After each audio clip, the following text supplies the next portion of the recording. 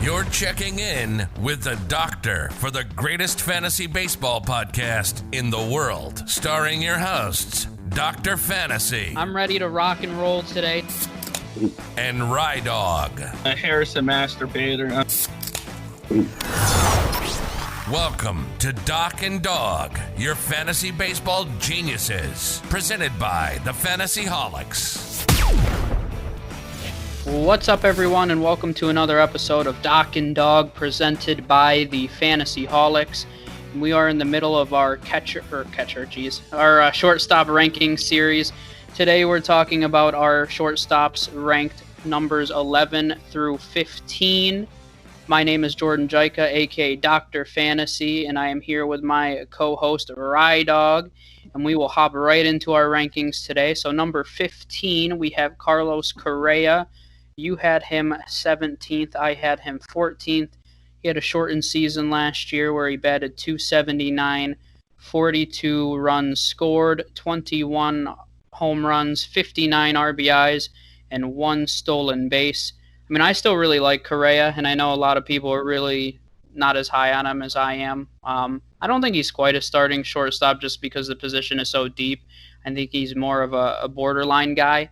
But if he is healthy, which is a big if. He's struggled with injuries a ton in his career. I mean, he still has the ability to hit 35 home runs and a stacked lineup driving right around 90 RBIs. So I still think he has a lot of potential. He's still pretty young, but I think the big question is if he can stay healthy, and that's a chance that I personally take, but I understand why a lot of people don't. Yeah, and I think what Correa was me is I saw his numbers starting to decline. I think injuries had a lot to do with it as well. But, I mean, when I see numbers starting to decline, that definitely just throws me off a bit, even though, I mean, obviously, if he plays less games, his numbers aren't going to be as high. But it still just kind of throws me the wrong way a little bit. Yeah. Number 14 is Rydawg's boy, Jorge Polanco. Last season, he batted .295. 107 runs scored, 22 home runs, 79 RBIs, and 4 steals. Looking quickly at all the shortstop rankings here, looks like he's in the top 5 for runs scored for shortstops of last season. So bigger numbers than I think a lot of people realize he put up. And I'll let you start off with this one since this is your boy. Yeah, so when I was doing my rankings, and I kind of noticed, I noticed it as I was doing it.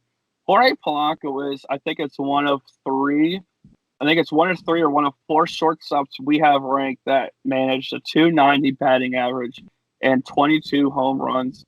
And I think that's just impressive. And I was looking at his advanced metrics last year when I was ranking him, and he hit the ball really hard.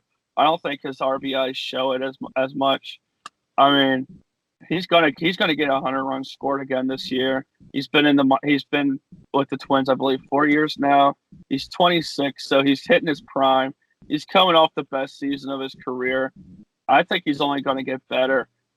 There's nothing to hate, in my opinion, about Polanco. He's definitely one of those under the radar names that is a silent killer. And with Donaldson coming into the Twins, I love it. I think he's definitely going to have more opportunity to get some runs batted in depending where they hit him. And in this stacked lineup and at the ballpark they play in, I'm taking him, especially at his ADP value. Mm-hmm. Yeah, and I think when we did our mini-series on the Twins, I mean, we were both very high on that lineup, arguably the best lineup in all of baseball. I believe they have him second in that lineup right now. So there's no doubt in a full season that he's going to score over 100 runs batting atop of that stack. Oh, yeah. So, definitely, I think he's really undervalued. I agree with that assessment. I can't remember where his ADP is off the top of my head right now, but it's right around that 140, 150 range the last time I checked. So he's going very late and offers a ton of value, and I'd say he's one of the most undervalued guys in that Twins lineup. So I agree. I like him. I don't know if I'd necessarily want him. I don't know. I guess I'd say I don't necessarily want him as my starting shortstop, but at the same time, he puts up numbers where you really can't argue with it. Yeah, I mean, if you're getting a guy at pick 140-something overall, and if he's offering a .290 batting average and 22 home runs to go with it, I think it's very realistic that he could probably hit 280, 290 again next year because he just makes so much contact with the ball very well, and he hits the ball extremely hard. I'm taking that value all day. I mean, I'm not going to take him as a 13th shortstop off the board. I'll take that for the record. I'm talking about towards the end of the stats at the end of the year. If we had a full season, his number will pop up as the 13th best shortstop. Yep. Number 13 in our rankings is Marcus Semien from the Oakland Athletics. Last season, he batted .285. He scored 123 runs, which led all shortstops in runs scored, 33 home runs, 92 RBIs, and 10 steals. I love Marcus Semien. I've gone on record saying I love the Oakland Athletics this season. He's batting atop probably the most underrated lineup in the league. So I don't think that 123 is overly fluky. I think he's going to continue to score a lot of runs. The 33 home runs are really interesting to me. I don't really think of Semien as a power guy. So when I looked at the 33 home runs, I think that just went really under the radar. He's probably closer to a 20, 25 guy, but to me, if he's batting at the top of that lineup, has a 280 average, over 120 runs scored, 25 home runs, 80 RBIs. There's a lot of value there, and he's not a sexy name. Once again, he's going right around pick 100 or so, but I still think that he has a lot to offer in a really good lineup. Yeah, I would agree, and that lineup is very young. It's going to compete for sure, and I like the A's. The more we talk about it, the more I'm on board. I'm on the bandwagon, so sign me up. Good. We have more believers. They need some fans. We might be their only two. We'll hit it. We'll go to Oakland for a game. Number 12 in our rankings is Bo Bichette. We actually both had him ranked 12th overall. Last season, after he got called up, he batted .311, 32 runs scored, 11 home runs, 21 RBIs, and 4 stolen bases.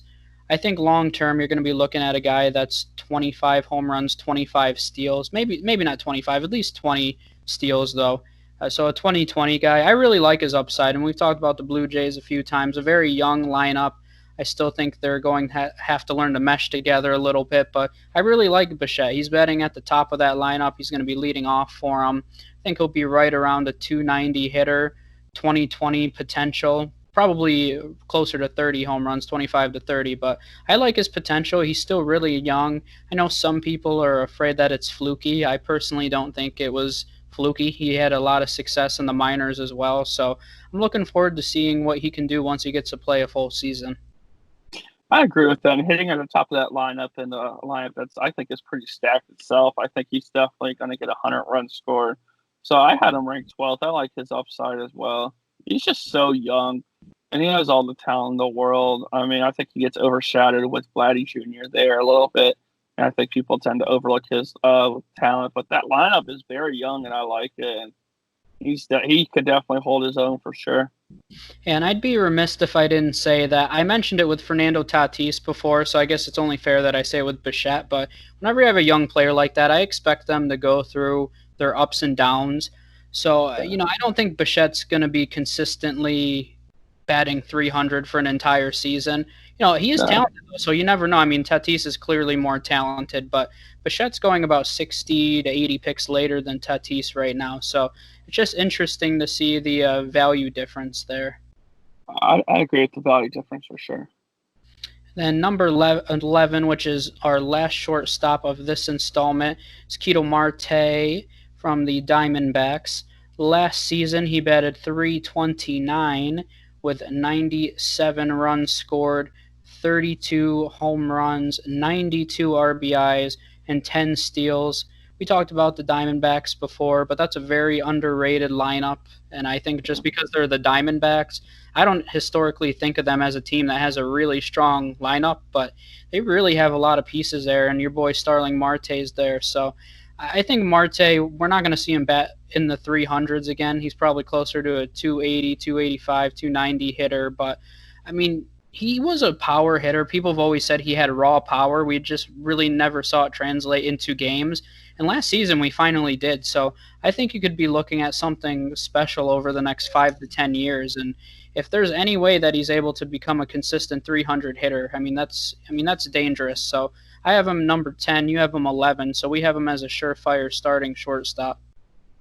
Yeah, I agree. He's a borderline one for me, in my opinion. I like Marte a lot, actually. I wasn't as big on him at first last year, but as he started to prove me wrong, I was just keeping my mouth shut. I was like, all right, this guy's pretty good. He knows he knows a thing or two about baseball. He knows. But yeah, yeah. And I like this Diamondbacks lineup. I think the problem with it is people don't really talk about the Diamondbacks in general, just because they're not a big market team. And I mean, I couldn't count how many times Goldschmidt got robbed of an MVP in his prime because the Diamondbacks just aren't a big market city, or big market team, I should say. So, I mean, it is what it is. So, they definitely have it under the radar talent and underrated lineup, and I can't wait to see them play. Yeah, I agree. I think they're underdog candidate to make the playoffs too. I don't think people have really talked about that much, but I think I'd have them as a wild card team right now. I agree, and their pitching is definitely very, very undervalued as well. That whole team is just underrated, and I hope they prove people wrong this year. Yeah, I agree. So that's all that we have for today's shortstop installment. Those were our shortstops ranked 11 through 15. So thank you guys once again for tuning in to another episode of Doc and Dog presented by the Fantasy Holics. And if you don't already, make sure you subscribe to our YouTube channel. You can like the Fantasy Holics on Facebook. Follow us on Twitter at FantasyHolics1 and check out our new website, thefantasyholics.com. So once again, thank you guys for tuning in, and we will see you next time. We will see you all later.